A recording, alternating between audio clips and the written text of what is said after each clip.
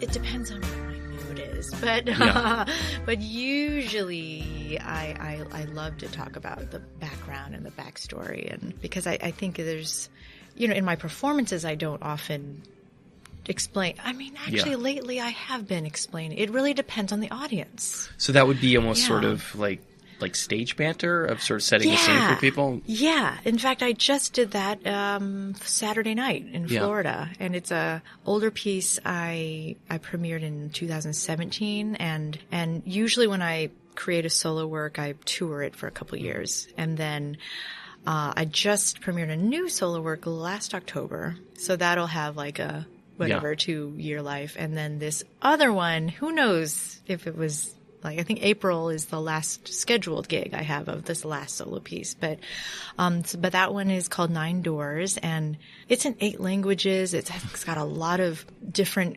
cultural references from East Timor, West Timor, Korea, and Indonesia, and so it's very layered and complex, and I realized that I just started to experiment with talking to the audiences beforehand or in the middle, and just to give them a little more information. Whereas I think the premiere I gave no information, and which is also great too for people. But I was just kind of experimenting with, based on the feedback from audiences. And it's interesting that the premiere would be the one where you give no context, right? Because that's the one where people are flying the most blind, because you've literally never played this thing before. Yeah. And it's also the first time I'm experiencing it too, and feeling the audience's response. So this last one, there was a pre-concert talk by the presenter even, Steve Miles, who's fantastic. But he was explaining who you are versus what the piece means? No, he actually got permission from me, or just kind of ran by, or had me actually write him up a thing that I thought would be good for him to say about the piece, that I then didn't have to talk about, exactly what musical traditions I'm referencing, because I don't explain that usually. I have kind of come out, and one was that recently in San Diego, where, very community organized event. It was in the community. It was the Taiwanese American Community Center, and that's a center that is very near and dear to me, because I had a Taiwanese American. Yeah, well, I'm Taiwanese American. My dad's from Taiwan. My mom's from East Timor. But I had a mentor who was very involved with that center, and this is back in 2006, I want to say, and his name is Edward Chang. He passed away sadly in 2015 of lung cancer. But he, way back in the day when I was just starting to go to Taiwan to do a lot of research there on traditional music and just on my family roots and my dad's side of the family. And he was really supportive and connected me to people who connected me to the moon lute, the green guy here, Taiwanese moon lute. So I should mention that you walked into the space with how many instruments? Well, 2 for now. 2 which are roughly your height, I think. If you turn them on their side. If I stand them up, they come about to they're child size. Yeah. I call them my babies. And so he was actually the first person to kind of push me to do a solo performance at their center, where before I was I just moved to New York, had a band, and I was performing with my band, and I was starting to experiment with that. We'll get to this later, but when there's video of you at 13. Oh yeah. So you're not somebody who's seemingly was ever afraid to get out there. No, yeah. That 13, I was just playing the hell out of a piano. I was those were the good old days. Were they? That's when I had time to just practice and do nothing else. Yeah. But no, that was the Tchaikovsky piano concerto. It wasn't for fear of sort of putting yourself out there in front of people. No. I think what it was at the time I was so comfortable writing music for a band, and because I was a new composer at that time. I had done all this classical stuff, which was that Tchaikovsky was part of the peak of my training, maybe in piano. And then I started improvising, getting into the jazz singer role. Maybe like high school into college, and then right after Stanford as well. But at Stanford, I was majoring in opera and like vocal performance. But on the side, I would front for bands. I would always get asked by someone to sing, Lush Life or, Jazz singing. Jazz, the kind of chanteuse. Yeah. Did you ever lie on top of a piano? I did. Oh my God, I did at Stanford. And I won like $50 for it or something. Great.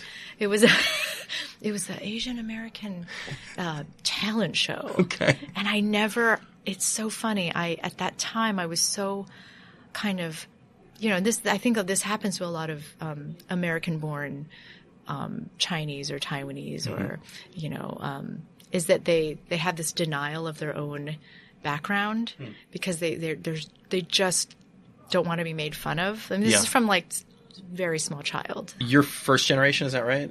They say there's two ways. If you look on Wiki, there's two ways. You can say that you're first generation if you're born in America, but then my parents' generation will correct me and they'll say, actually, you're second generation. We're the first because we moved here. Sure. Sure. So both are kind of used. You are the first generation to be born. Exactly. Exactly. Did you feel that your parents were kind of pushing you to be more Americanized because of that? Definitely. Yeah. Because they wanted us to have my brother and me. They wanted my brother and me to have no problems with, getting around society. They wanted you to fit in. Yeah. No accent.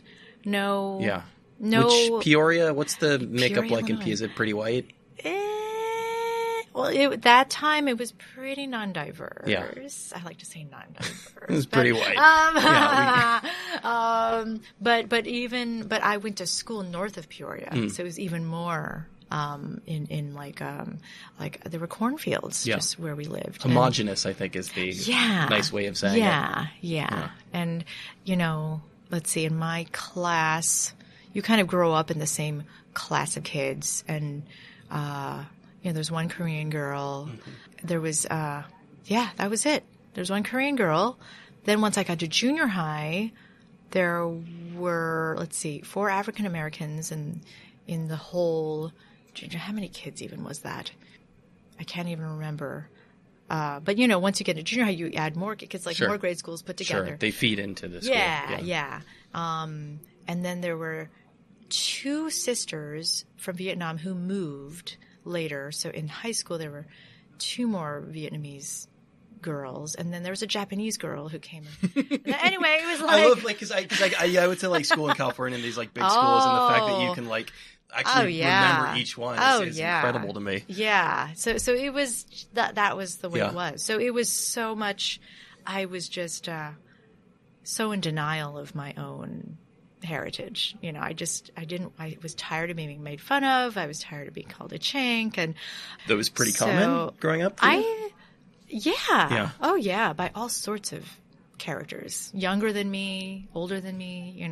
Yeah, I have very vivid memories of who I thought were my best friends, turning against me. Yeah, we're talking like the 80s, 90s here, right? Yeah, 80s. Crazy. Yeah, 80s. Yeah. And I think, in high school, I kind of found my people wwho were the outlier, the alternative. What role did music play as far as actually fitting in? Yeah, so music for me was like the sanctuary because I didn't really get involved. Well, let's see. I take that back. In high school, I was in the chorus. I guess starting in junior high, I was in the chorus. And I was lucky to have a great choir director who was named Debbie Rude, Mrs. Rude. And she was awesome because at that time I was also getting into musical theater and getting just falling in love with all the musical theater guys. And like Michael Crawford, who played Phantom of the Opera. And she was just so nurturing. She fed that kind of obsession. And I was memorizing shows and I was in show choir. And so that's when I started to get into musical theater. And, but before then, my music life was very outside of school. It was just private lessons with these insanely amazing teachers. And ballet school was the Peoria Ballet School. That was like half an hour away. My parents had to have to bring me to ballet classes. And I guess part of why I ask is, you know, I knew someone in Hebrew school who went with who was sort of like a piano prodigy. And it seems like when you're studying at that level at that age, that's not the kind of thing that really ingratiates you to other students. In fact, it's like another wall you're putting up in a way. Yeah. I mean, so in this recent show that I premiered called Zero Grasses, I talk about exactly these highlights in my childhood where there was a girl, I'm not going to name her, but I know your name. Anyway, I remember your name. But in junior high, I remember her saying this to me. Like she would say, well, you may be able to sing and dance and play piano and blah, blah, but you'll always be Chinese. You know, she said that to me. It's like, what is that supposed to, you know, of course that was just a racist remark. Yeah. But, it's like, you know, we're 2 billion people, right? Yeah. It's like, you know, there's more of us than there are of you, right? So, you know, and forget about the nuances of actually I'm Taiwanese, East Timorese, American. You know, forget about that. Yeah. But yeah, things like just comments like that or. What do you say to something like that? At that time, I didn't know how to respond. Like it sunk in many years later, maybe. Like I think I just got so used to, you know, that's what my show explores. I got so used to kind of being, what's the word? Kind of inoffensive and kind of, you know, sweet and demure and just like perfect. And I was very conscious of, you know, never causing controversy, never speaking, never rebelling or, you know, so at that time, I think, I don't know, but I was aware of, you know, being called a chink, I think is when I woke up and, you know, I thought, well, I'm going to show them, you know, I'm going to leave Peoria and go to far away, you know. In a sort of a weird way, is that kind of what pushed you into bigger and better things? That's a very funny, you just said that quote, because that is in one of my diary entries. Yeah. This new show is like mostly diary entries. You went through your I went through my God, it must have been mortifying. So you know what's funny is my dad passed away last year in April, and then part of as many people experience, you have to clean out the house and then downsize and, you know, take care of the surviving parent. So we were cleaning out Dad's closet, which he shared with, it was a big walk-in closet they shared. And I'm like looking at his jackets, like, what are we going to do with these? And then Mom, like, she just hands me, she's like, Jen, you know, here you go. And she hands me 3 of my diaries, which span my childhood from 8 years old until high school, until whatever, 18. How long did it take between you receiving them and actually getting up the guts to open them and read them? Oh, well, yeah, a long time. Well, first of all, I wanted to open them, but just did not have time. So that was April. She handed them to me. I did not open them until August because we moved Mom to a retirement community. Yeah. We put up the house for sale. We did the whole estate auction. It was insane. I don't know how I survived it. But I'm sure many people can relate to that insane process. But so August, I finally, you know, I had this residency in Italy scheduled, the Civitella Ranieri. You know, it's like a castle. It's beautiful. And so I had that scheduled, and Mom was in a good place. She was settling into this new retirement community, independent living. And I was ready to cancel if she needed me, but by that time she's like, no, Jen, I'm fine. You go, and you know, you can't cancel too many things, you know. So yeah, because I was supposed to be in Japan leading up to that. I had this 5-month fellowship. When Dad passed, I just had to desert it. So, but in a way, it was lucky because I had an empty, you know, I had no gigs. Yeah. Except one in Japan, which I went back to do in, like, when was that, May? I went back to do that in June. And I mainly went back to get my stuff because I left all my instruments in Japan. You know, I just had to rush back to take care of Mom. So, but I had this, like, empty time up until Italy, which was great. So that was very lucky. But when I opened the diaries, it was like, oh, this explains that, all this kind of seeking approval and talking about these older men just who were in my life, whether it was in a musical but much like 30 years older, I would just get these huge crushes on, which I've talked to my other friends and they all said, oh yeah, at age 15 is when things go crazy. We just not reciprocated, but just, no. That would be a very different. But in a weird way, but what was creepy was in my diaries, I detailed every interaction. And I use some of that in my show. For instance, one is like, oh, I just loved when he would massage my shoulders or touch my hip, and like, it's creepy. Yeah, it's really creepy. But that what I saw in those diaries was this great desire to be accepted. Because I was the nerd, I was the dog. Yeah, one guy I had a crush on in, when was it, junior high? He said, oh, Jen's cool and all, but she's a dog, And so, for a young girl who's, with braces, you're just seeking, and it was so telling of, wow, how little girls are raised and what we have to deal with, and aside from being good at things, like I was good at all these things, but I never could separate until now I'm mature, but at that time I could never separate, like, oh, do they like me because of my talent, just my talent, or is it because all the other stuff, because I'm pretty and sweet and, and so, and I would never do they like me for me? That's not in the equation at all, it sounds like. Yeah, because I think because of all the kind of the racism and the being made fun of, I just knew, oh, there must be something lacking, so I have to make up for it. I have to either be really pretty or really talented, or because I'm already down. In this society, it seems. So, yeah, that's pretty.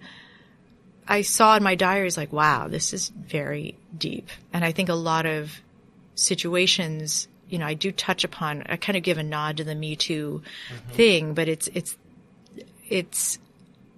I feel like what I talk about in the show are these gray areas, where it's not it's not a blatant, oh, he harassed me, it's all tangled up. It's tangled up in our own ambition and trying to negotiate our role in the society that we've been raised, and it's just so gradual, and it is just it's just so you become brainwashed in not understanding your true value, so it's been a wake up call, and I think to expose it and talk about it in the theatrical and musical way, I've just performed it 4 times maybe, and everyone's especially the women are like, oh my God. As we were saying before, the work itself isn't always self-explanatory, especially if you don't speak all 8 languages. Right. Well, so 9 Doors was this piece I did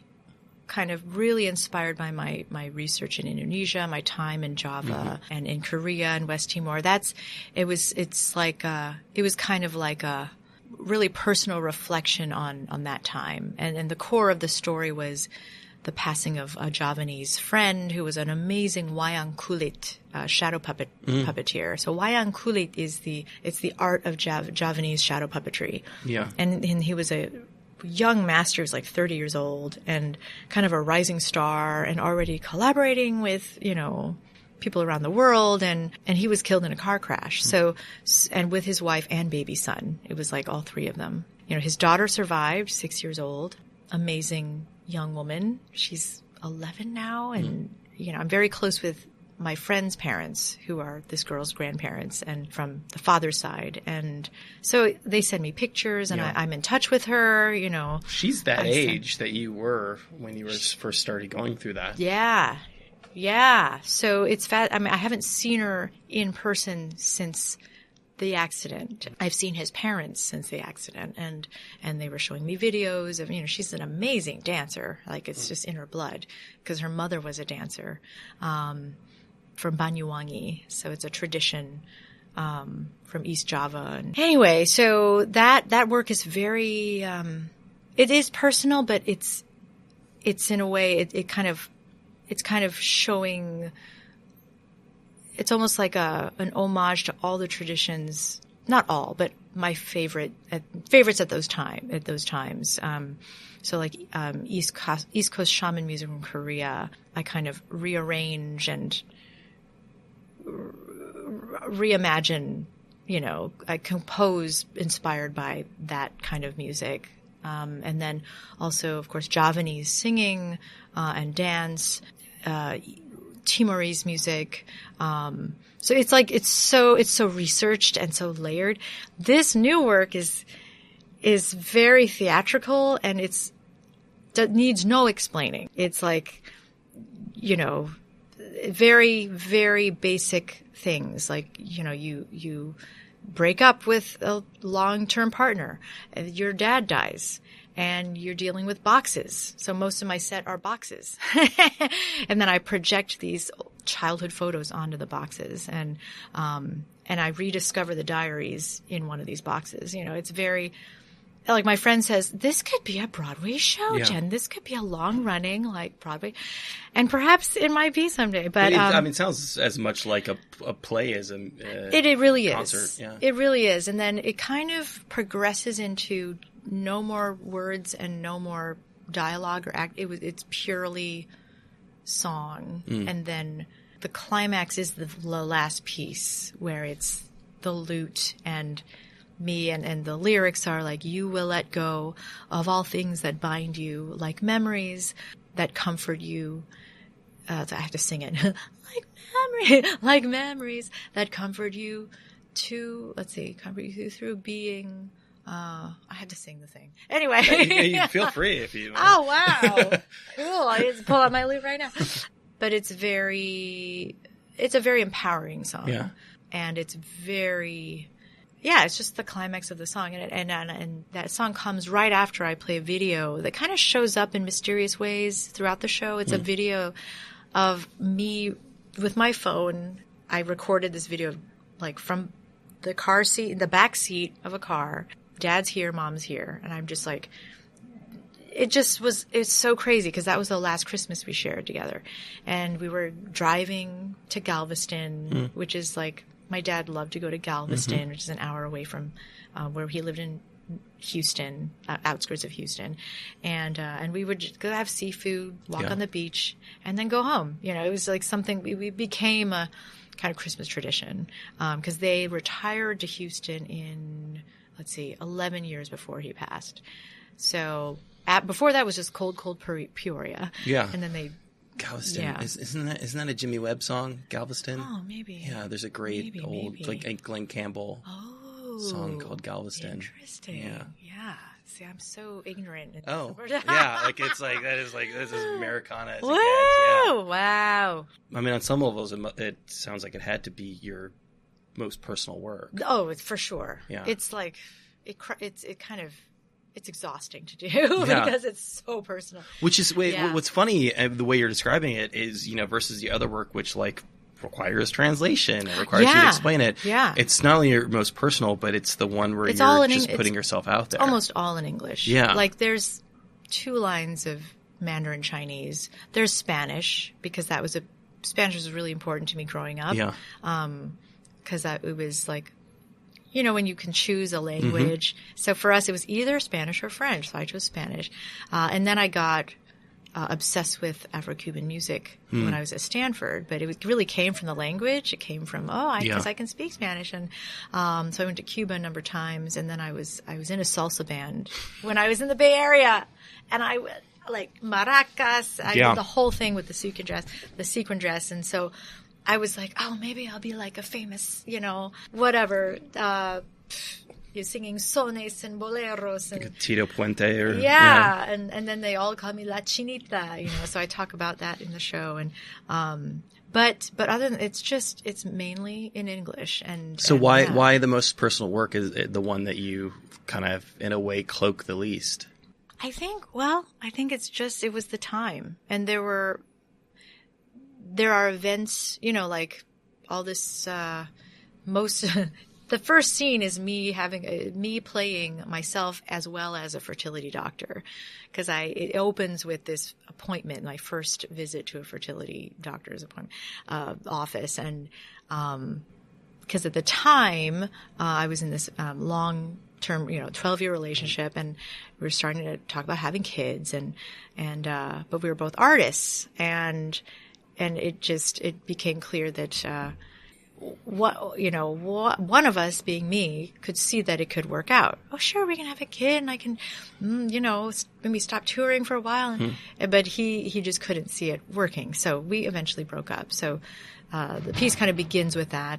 But what in real life, kind of at that time, I was talking with many women and a lot of artist women around my age, and also young women artists who were seeking advice from me, like, how do you get all these grants and be so focused in your career and win these awards and like maintain a relationship while you're traveling? Like, how do you do it? I'm like, and like, how are you going to have kids? I'm like, I really don't know. This is something I can't answer the kid part. Were you talking about freezing your eggs? Was that the... Yeah. This is exactly... Yeah. It's the theme in the show. And so, it's also breaking open that taboo. Yeah. Because, my mom, I don't think she'll ever listen to... Probably. But I hope... she would just cringe. She'd be like, don't talk about that. It's too personal. She must know at this point what you do and how much you put yourself out there. Yeah. She's seen Nine Doors. She's not seen this new piece. She knows a lot of Dad is in it, but she doesn't know that talking a lot about fertility. It sounds like they were very, very supportive of your early music career. Yeah. Your early, of learning to play music, but obviously, again, in a very kind of classical Western tradition, it sounds like to some degree. How does she feel about this sort of this direction that your career has taken? Yeah. I think they kind of, they're very, I think they've always been supportive, but... Do they get it? Yeah, I think they do. Yeah, my dad began to get it, and I knew that they got it because they would be explaining it to their friends, their like Taiwanese friends, and who were like, what do you do? And what was their answer? And my mom was saying, yeah, Jen is interested in music that's not like commercial. Okay. Like, wow. Yeah, okay. That's not bad, Mom. She's like, she's more interested in experimental music, but she would be saying it in Mandarin, Yep. So that's great, and I think they finally became comfortable in terms of like knowing I had some security when I started getting these, artist awards. Before then, it was always like, "Are you sure? You can always like." My dad always, "You could be a CEO of a company and blah blah," and I am actually. I have my own LLC now. So, but yeah, they were always like, "Are you sure you don't wanna?" Yeah. So they were always supportive. Always but, supportive. But maybe also concerned. Oh, yeah. And I think that is just ingrained.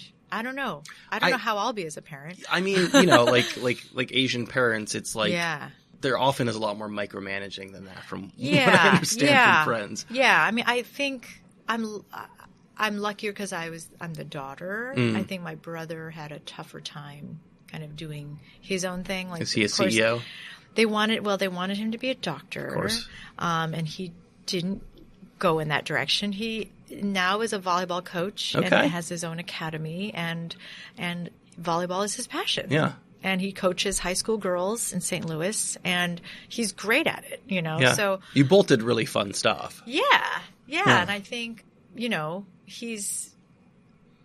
I think both of us. Yeah, I think both of us were.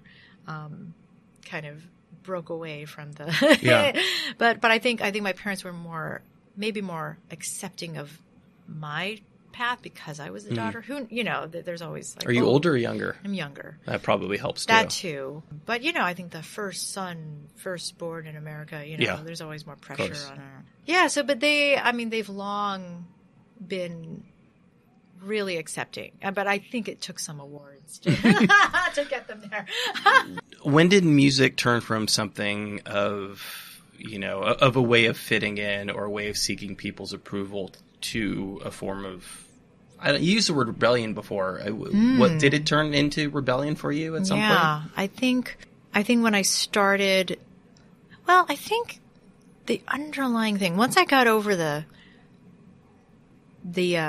insecurity of my own sexuality and all of that, I think sexuality from the standpoint of just being sexual, or just being seen as an exotic object, like, oh, she's Chinese, but she sings jazz and she has a good voice, you know. And even in my own diaries, one of my lines is, and also, it's so rare for an Oriental to have a good voice. I actually wrote that as a young, Edward Said. Horrible, right? Oh my God. But yeah, I even use those terms. That's how deeply ingrained I was in that, thinking. And so, the scary thing about the show is that I'm like exposing that part of me. Have you talked to anyone, or since you performed this, who has sort of had that similar experience? Oh yeah, I mean, I have a friend she's an amazing Carnatic violinist and composer, and I consider one of my mentees, and has become a friend. And she said when she was watching my show with the premiere, she's like, "Is she talking about me? Is this a show about me?" Yeah. So, which is, and there was another woman.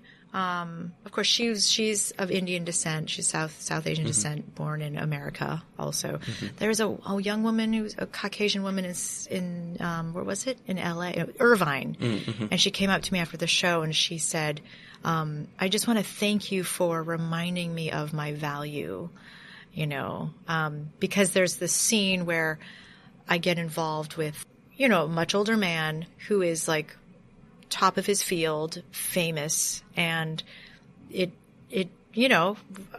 have these diary entries where I'm talking about our strange relationship, romantic relationship, and my concerns about that, because he was in the field that I wanted to do stuff in, So it's again that gray area where I was attracted to him, but there was all these other layers. And maybe you couldn't divorce your ambitions from romance. Right. And which I think is very, and now talking with many women who have either seen the show or my friends, very hard, because you're just so, it's just so tangled up, your own ambition, your own dreams. And then someone comes along who's, more experienced and sees you, you're seen. Wow. And someone thinks I have talent. Wow. And I mean, it's like the Stars, was Stars Born? Lady Gaga. Yeah. That movie. So You didn't think you were seen as just an Asian woman singing jazz? As you said, this sort of exotic idea. People were obviously seeing something, because it's not something that they had context for. Perhaps. But then something in me knew, oh, I'm supposed to do more in this. So I think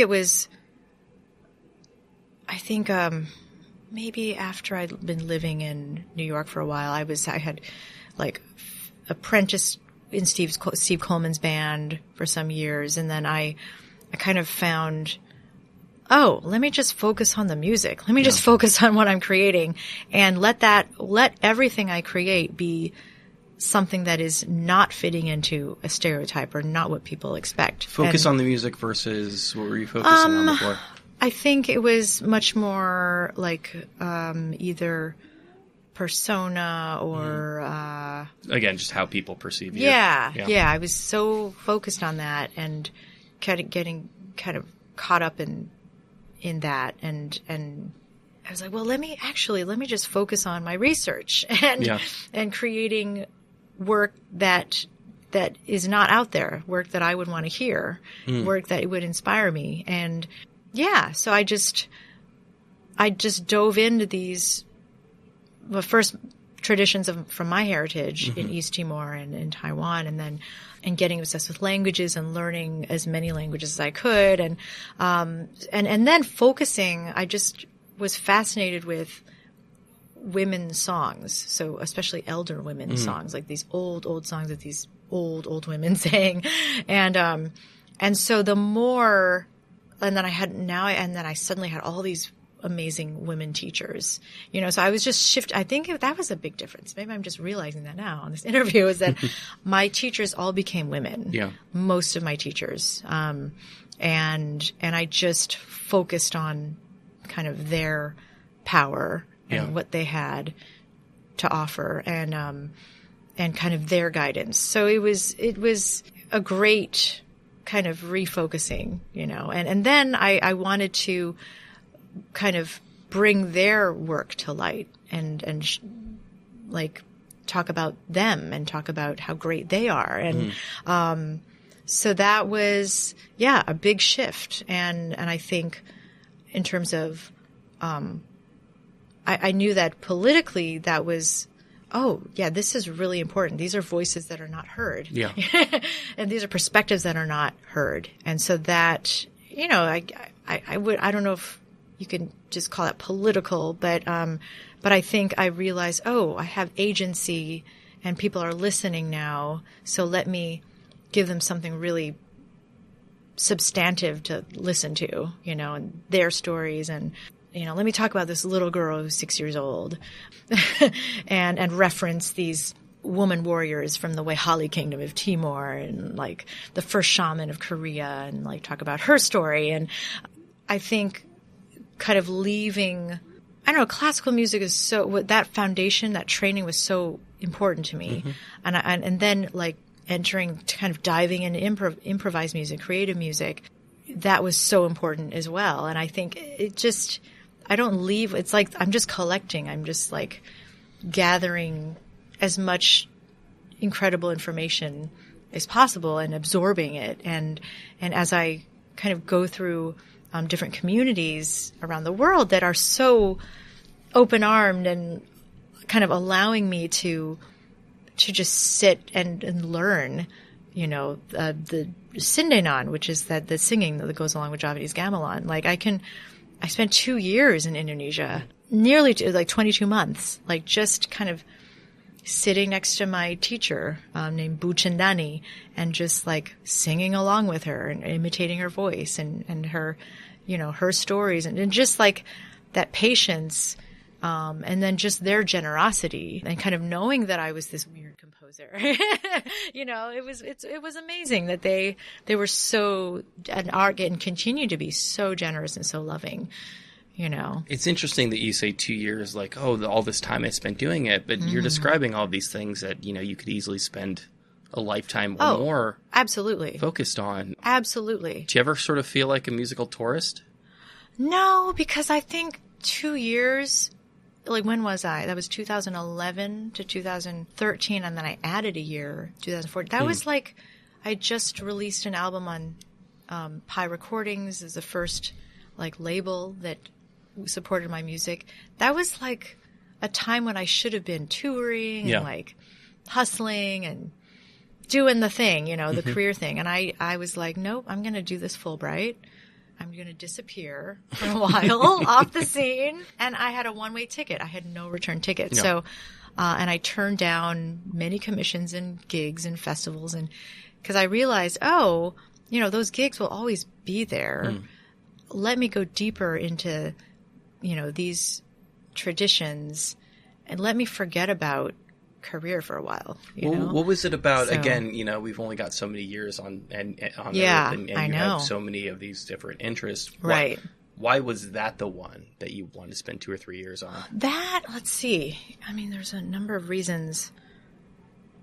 A lot of it, I just went with the flow of things. But I think at first I was going to go back to Timor. So I did 3 months of research on traditional vocal music in East Timor. So part of it was probably your mom. Yeah, that was my mom's. Like kind of, I was inspired by, I need to find out where mom came from, and because it was much further away. We couldn't go as young children because of it was before they gained independence, in 2002. So it just wasn't safe. Yeah.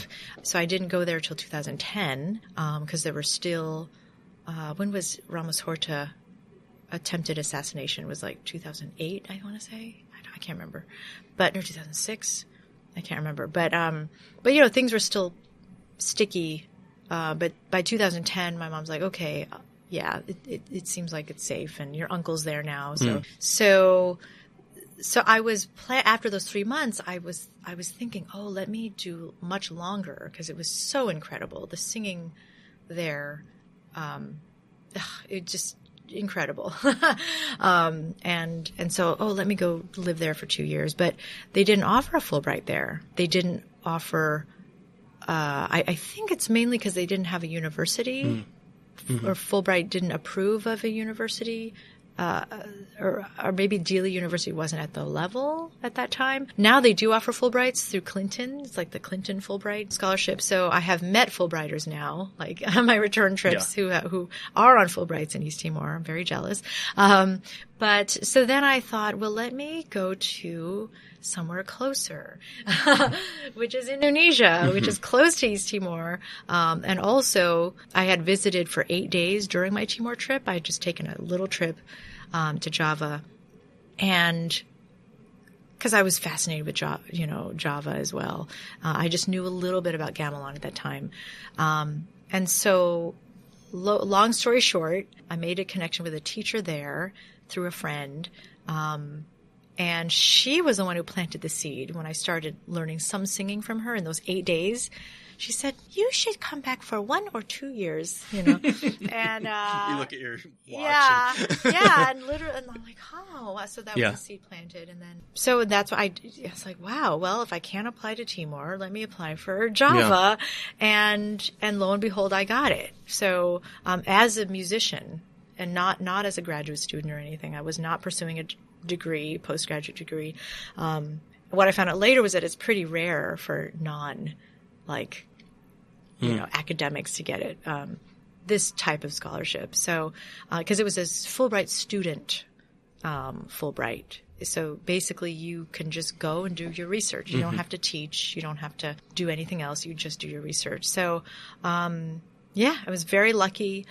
And I think, once I got there, it wasn't just the singing, it was the dance, that I started internalizing. And it was, so many art forms and so many different vocal. I could have easily done my Fulbright in Bandung, because they have Sundanese singing, which is just incredible.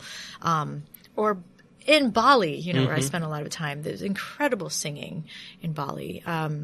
And dance who wouldn't want to be in Bali? Right, exactly. And so, but it was just so deep. And I think that was a really life-changing experience, because from Indonesia, I met some people, and again, through destiny is very mysterious. I found out about a scholarship in Korea. And so straight from Indonesia, I went to Korea for 6 months and then went back to Indonesia.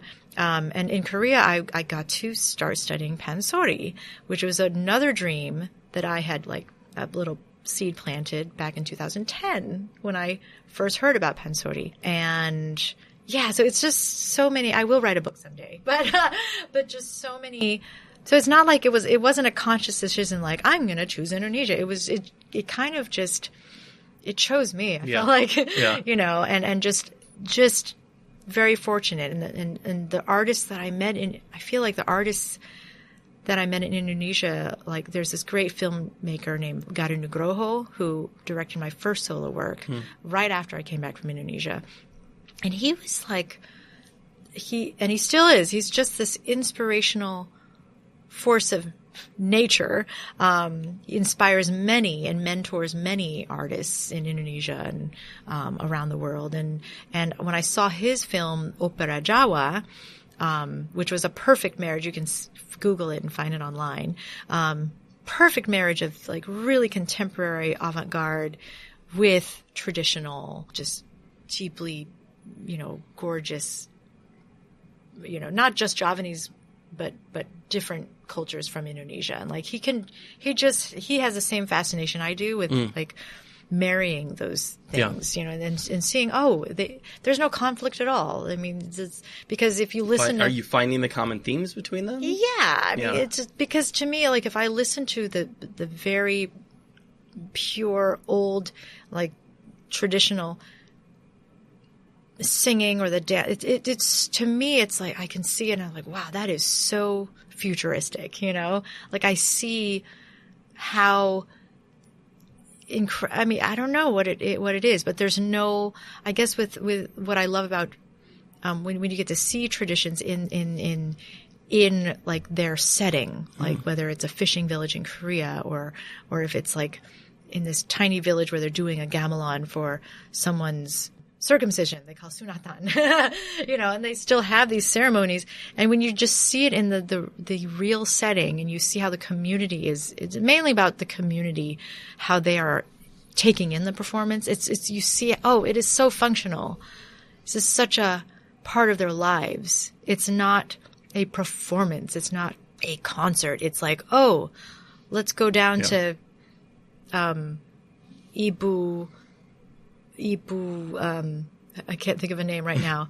Nila, let's go to her home because there's a so-and-so's or her cousin or her nephew's getting a sunatan, and then it's just there, and and then you bring your tikar and you fall asleep there, and because it's like from 8 p.m. to 4 a.m. and you eat and you talk to your neighbors, and it's just different experience, and so that. It's just seeing, wow, that exists. Why doesn't that exist here? On that note, one last but big question. Yeah. When you see that and you fall in love with it and you want to kind of take it as your own, how do you ensure that you're doing it justice, both in terms of completely removing it from context. Right. And then, especially in the case of something where you haven't been able to study it for 2 or 3 years and are adapting it for your own work, how do you know that you're doing the justice it deserves? Yeah. Well, I always, and I'm very adamant about this because one of my pet peeves is people like taking things and calling it their own. I always give credit to my teachers. I always either in the concert or in the program or online, I'm always crediting the source. And because I want people to check out the source, and I also always get permission from these sources. Like, am I allowed to set your poem to music? Am I allowed to translate your poem? And always. So you're actually in some cases really adopting the actual work. Sure. Whether it be either the melody or the lyrics or an arrangement. So definitely Nine Doors, I did an arrangement of Joko, my friend who was killed in a car crash, of his arrangement of a traditional melody. And I asked his parents permission, and they said, of course, because it was after he passed. Yeah. So it's much more like I'm very, very adamant about that. Like it's just you have to do that. Do you feel like you're sampling?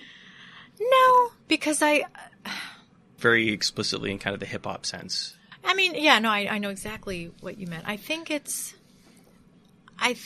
there's a transformation because it's more about, if I'm singing a song I learned, it's much more about the relationship. It's that like, oh, my teacher, she passed this down to me. And she's very much, she's still my teacher. Never stops becoming my teacher. She's always my teacher, So I'm so lucky I have so many teachers. Yeah. And they come to my concerts or we collaborate, if the opportunity, if I can get funds, I've been able to, even just get gigs from my teachers. It's folk music in the pure sense, right? Yeah. Yeah, I mean, well, it depends on which music. But just from the standpoint of folk, from the kind of the tradition standpoint of learning from people and passing it along. Absolutely, it's like my Kaigum teacher, who I'm very, very close with. Her name's Hak Young Mi, and she's just amazing. Like her daughter's younger than me, and she's not old enough to be my mother, but she's like a mom, but she's just so dear. And so she's come to many of my gigs, and she'll always say, like, I just teach you one thing and you do a million things with it, one thing I do in Nine Doors is I take the kayagum and put it on my shoulder. And I wrote a song on it, a very simple song, that is basically expressing, the moment I put it up there, everyone sees the image. Oh, it's me carrying a coffin. It's me carrying a casket, because it's a memorial, for my friend and I don't have to say anything. And, my friend who is a beautiful kayagum player, Park Kyung-so, she's my dear friend. And, she said, Jen, that's no one's done that before. Like, it's revolutionary. And because I had her do it in one of my pieces in a different context, so I had her lift the kayagum in a piece that I wrote. And the act of lifting it is revolutionary? Just to have it to play it on your shoulder. Okay. Yeah, no, usually it's always on your lap or it's on a stand, and you just play the music, whether it's a new composition or old composition. But no one has kind of used it as a theatrical element, according to her. Yeah. I'm just going on her word. I wonder how much of your work is sort of informed by learning these things through a non-traditional method, the idea of, not that it's outsider work, but of you sort of coming from these other traditions and using that music, maybe you're going to use it in ways that they wouldn't. Right. Well, I think, yes, through... It's different. Again, it's different for each country. Sure. In Korea, I applied specifically through they call it Cultural Partnership Initiative. And it just happened to be the National Gugak Center, which has a very strong program among Koreans of teaching Koreans traditional music. They have this little kind of branch of international, outreach. And they're always asking me to please send us, please spread the word, because we need more applicants. So I've gotten many people to get into their program who want to learn about Korean music. But so it just was lucky that the timing was such that they were accepting applications for professionals. People wanted to learn Korean traditional music and go back to their country. It's mainly to spread Korean culture. That's it was funded by the Korean government. So there was that. But when it comes down to, so I was able to find my teacher through Joko, my friend, just ironically. He had done the One Beat program, which is a great American, how can I say? It's a nonprofit called One Beat. And they're funded by the Secretary of State, I believe. It's funding from the government because it is a cultural diplomacy program. So so the government gives them a list of countries that they want to build better relationships with. So One Beat will accept applications from this, specific list of countries each year. So at that time, I helped Joko get one because he was outstanding, and they asked me to kind of talent scout in Indonesia because it's friends of mine who kind of run One Beat. And at that time it was their first year, and Joko got it. He got a fellowship there, and also 2 Korean musicians got it. So the pansori singer, as well as this kayagum player I mentioned, Park Kyung-so. So the pansori singer and Joko became friends. I was in Indonesia. He came back to Indonesia, because I was still doing my Fulbright. He's like, Jen, here's all the music. You have to listen to this singer. And I heard her, and I was like, wow, she's amazing. And her name was Kwon Song-yi, young pansori singer, younger than me. And so then months later, when I got this scholarship to go to Korea, I thought, they asked me, who do you want to take pansori lessons from? And I said, well, I know this young, great singer. I love her voice, and she's a friend of my friend in Indonesia. So yeah, and I was connected to her. And so when it came down, so it was that's a unique little path. But when it came down to learning, it's very traditional. The way that we learn, the way she taught me, it was just like her with her drum. And I sat in front of my drum, which I kind of use as a table. I learned drum separately from a drummer later, but she taught me the singing, and literally just facing each other like this. And she would just sing me a phrase, and I would imitate her. And that was it. That's how she learned from her teacher. And the text, she had a apparently her teachers, one of her students had written a book, and it was non-Western notation. It was really just the text with some curly Q lines to show like the shape of the, but nothing systematic. Yeah. It was literally like a curly Q. An approximation of what music looks like. Right. I mean, it was just like the student's own system. That's or funny. The teacher, you know, because the teacher was like not into any written thing, you know, but the students learn realize the value of having the beats at least like one syllable per beat, and like, let's draw it out. So that was the only score that I had. But ultimately, it was like getting the text translated, learning by ear the melody, and, you know, and all these little, you know, me, you know, like I just have to imitate that. Yeah. And then, you know, find out how to you know, like all of, it's like you really just have to learn it.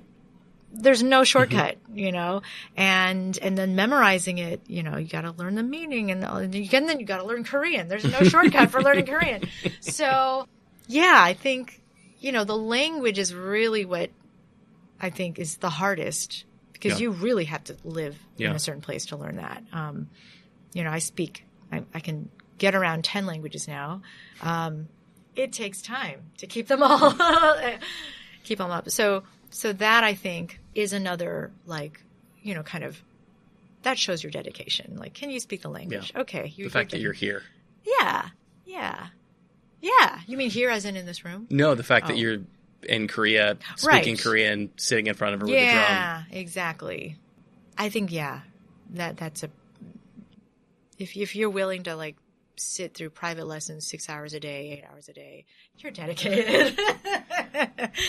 So I of course I usually bring up cultural appropriation in my talks, you know, because I know people will start asking. I'm like, well, this is, you know, the ways to avoid it is, you know, you have to, first of all, you have to kind of earn the trust of your teachers, because they're entrusting this very special information they don't give to everyone, especially not foreigners, you know. So, you know, how will you repay them? It's not, you don't just pay them money. You have to pay them with respect. You have to credit them. You have to talk, you know, it's like kind of basic stuff that I would think any respectful person would do for their teacher. You would think. So, yeah, you would think. So, yeah, that's what I advise people who are, especially students who are asking, like, well, how do you get around? And like, well, you know, if you have these relationships with the people, you're not going to betray someone, you know. These are real people and people who are dear to you. So, you know, I think it's, as long as you're close to you and they're your friend, you know, you're not going to betray a real friend. So, anyway, yeah.